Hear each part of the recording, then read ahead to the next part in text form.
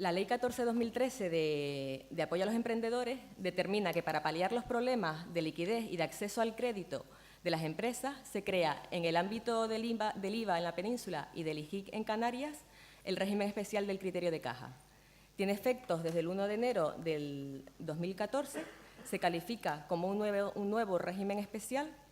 y, aunque ya está regulado en ley, debemos esperar a que el Gobierno de Canarias desarrolle varios aspectos implícitos a este régimen, como ya iremos viendo a lo largo de la exposición. Respecto a este desarrollo, comentarles que existe un proyecto de decreto que ya está publicado en la página web de la Administración Tributaria Canaria, donde se modifica el reglamento de gestión y en lo que a este régimen se refiere, pero que solo es un proyecto y que todavía no ha sido aprobado.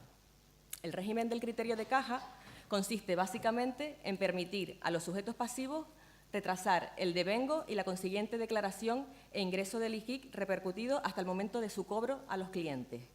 aunque retardará también igualmente la deducción del IJIC soportado en sus adquisiciones hasta que se efectúe el pago a los proveedores. Y todo ello con fecha límite el 31 de diciembre del año inmediatamente posterior a aquel en el que las operaciones se hayan efectuado. El nuevo régimen especial optativo para el sujeto pasivo determina su aplicación para todas las operaciones, excepto para algunas excepciones, y también, además, se prevé el devengo de cuotas repercutidas y la deducción de cuotas soportadas respecto a operaciones a las que haya sido de aplicación el régimen especial que estuvieran aún pendientes de devengo o de deducción en los supuestos de concurso de acreedores y de modificación de la base imponible por créditos incobrables. Ya entrando en un análisis un poco más exhaustivo, ¿quién puede aplicar el nuevo régimen? Pues son los sujetos pasivos cuyo volumen de operaciones durante el año anterior no haya superado los 2 millones de euros. En este punto debemos tener en cuenta algunas reglas específicas, que son que si la actividad se inició el año anterior, el importe del volumen de operaciones debe elevarse al año y se puede aplicar el régimen durante el año en curso si en el año natural anterior no se inició ninguna actividad. ¿Quién se encuentra excluido del régimen? Pues los sujetos pasivos cuyos cobros en efectivo respecto de un mismo destinatario durante el año natural superen una cuantía a determinar reglamentariamente. ¿Cómo se aplica el nuevo régimen? Pues es un régimen voluntario, la opción se entiende prorrogada salvo renuncia, la renuncia tiene una validez mínima de 3 años y tanto la opción para aplicarlo como su renuncia se efectuará en los términos que se establezcan reglamentariamente. El régimen es de aplicación a todas las operaciones realizadas por el sujeto pasivo en el territorio de aplicación del impuesto, salvo algunas excepciones, que son las indicadas. Son las acogidas al régimen especial simplificado, las de agricultura y ganadería, oro de inversión y grupo de entidades. También las entregas de bienes exentas relativas a exportaciones y relativas a zonas y depósitos francos.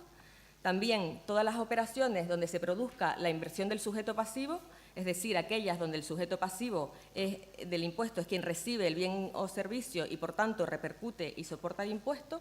y también en las importaciones y operaciones asimiladas a las importaciones. ¿En qué consiste este régimen especial? Pues, como ya he adelantado, el devengo del impuesto se produce en el momento del cobro. Por tanto, va a existir un diferimiento del devengo hasta que se cobre totalmente ese precio. Y si no se ha producido el cobro, pues el devengo se va a producir el 31 de diciembre del año posterior a cuando se ha hecho la operación.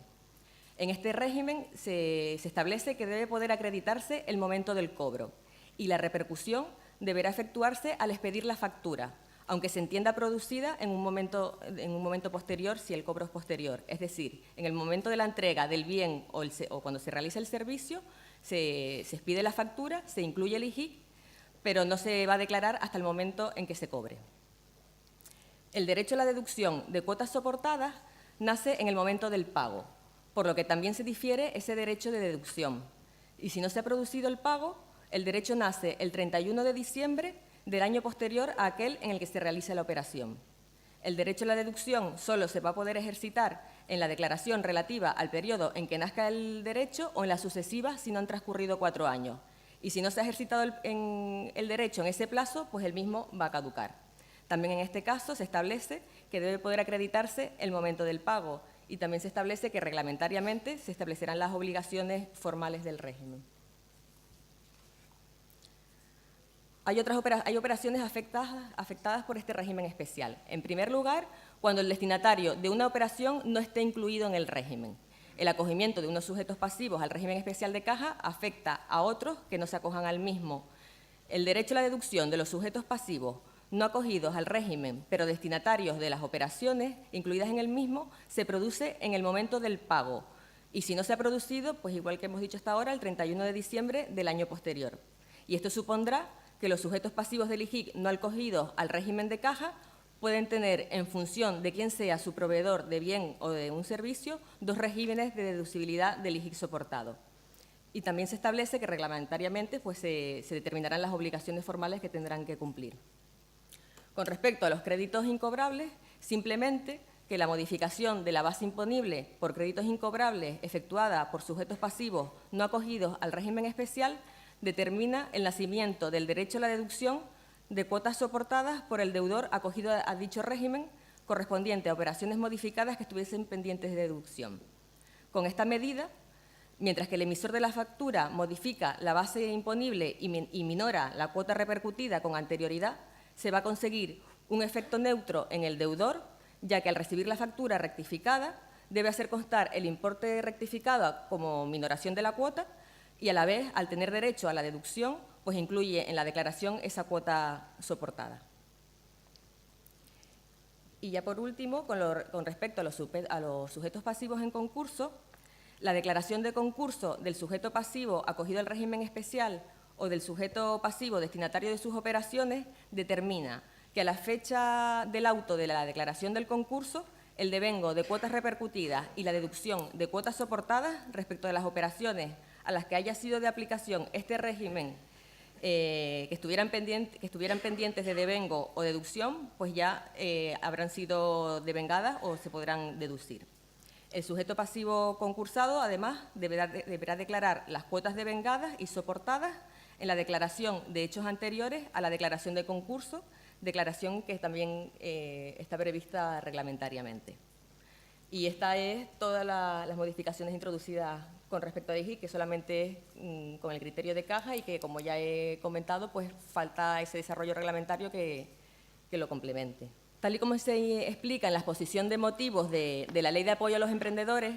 con el objeto de favorecer la captación en empresas de nueva o reciente creación de fondos procedentes de contribuyentes que, además de capital, pues aporten también sus conocimientos empresariales o profesionales, aquellos que se denominan los business angels, o de aquellos que solo estén interesados en aportar capital, pues se establece ya un incentivo fiscal en el impuesto sobre la renta de las personas físicas y que es de aplicación a partir del 29 de septiembre de 2013. Se tiene derecho a una deducción en la cuota estatal del IRPF con ocasión de la inversión realizada en la empresa de nueva o reciente creación y en la posterior desinversión en su transmisión, que tendrá que producirse en un plazo que vaya de entre 3 a 12 años, se declara exenta la ganancia patrimonial que en su caso se obtenga, siempre y cuando se reinvierta en acciones o participaciones de otra entidad de nueva o reciente creación. Como consecuencia de lo anterior, pues se suprime el régimen fiscal que está establecido para inversiones en empresas de nueva o reciente creación hasta el 29 de septiembre de 2013. El régimen que se suprime se regulaba en el artículo 33.4d de la Ley del IRPF y determinaba la exención del impuesto sobre la ganancia que se pusiera de manifiesto en la transmisión de acciones o participaciones en empresas de nueva o reciente creación en los términos recogidos en su disposición adicional 34ª. Esta exención se suprime, pero se ha aprobado un régimen transitorio que está recogido en la disposición transitoria 27ª para que dicha exención siga resultando de aplicación a las participaciones adquiridas hasta el 29 de septiembre de 2013, que es la fecha en la que ha entrado en vigor esta nueva Ley de Apoyo a los Emprendedores. Adicionalmente a estas medidas, pues también se introducen las modificaciones necesarias para aplicar la nueva deducción por inversión en beneficios a los contribuyentes del impuesto sobre la renta de las personas físicas y que será de aplicación a partir del 1 de enero de 2013. Bueno, después de este resumen de las modificaciones en el IRPF, pues ya voy a entrar a desarrollar cada una de las novedades. se podrá aplicar una deducción sobre la cuota íntegra estatal del 20% de las cantidades satisfechas en la suscripción de acciones o participaciones en sociedades de nueva o reciente creación, siempre y cuando las acciones se hayan suscrito a partir de la entrada en vigor de esta Ley de Apoyo a los Emprendedores, a partir del 29 de septiembre de 2013. La base máxima de la deducción es de 50.000 euros anuales y no formarán parte de la deducción las cantidades que se hayan utilizado en otras deducciones, como es el importe de acciones o participaciones adquiridas con el saldo de la cuenta de ahorro empresa, ni aquellas cantidades por las que se practique una deducción que la correspondiente comunidad autónoma pues haya establecido. La entidad cuyas acciones se adquieran debe cumplir una serie de requisitos, que son revestir la forma societaria de sociedad anónima, sociedad limitada o sociedad laboral, y no estar admitida a negociación en mercado organizado. Debe ejercer una actividad económica que cuente con medios personales y materiales para su desarrollo. Y además, los fondos propios de la entidad no pueden ser superiores a 400.000 euros en el inicio del periodo impositivo en el que el contribuyente adquiera esas acciones. Y esta cantidad de 400.000 euros se mirará de forma conjunta si esta entidad forma parte de un grupo mercantil. Otros requisitos a cumplir son que las acciones deben adquirirse en la constitución de la entidad o en una ampliación de capital que debe realizarse en los siguientes 3 años y deben permanecer en el patrimonio del contribuyente entre 3 y 12 años. La participación del contribuyente junto con sus familiares no puede ser superior al 40% del capital social de la entidad y la entidad no puede ejercer la misma actividad que viniera ejerciendo anteriormente mediante otra titularidad. Una vez explicada la deducción que se puede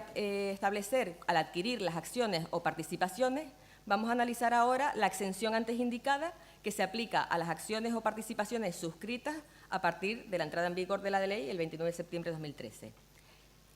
En el ejercicio en el que se produzca la transmisión de las acciones o participaciones por las que antes, cuando se adquirieron, se aplicó la deducción, es posible aplicar una exención a la ganancia patrimonial que se derive, estando esta exención condicionada, a diferencia del régimen que había anteriormente, a reinvertir el importe obtenido en la transmisión en nuevas acciones o participaciones, también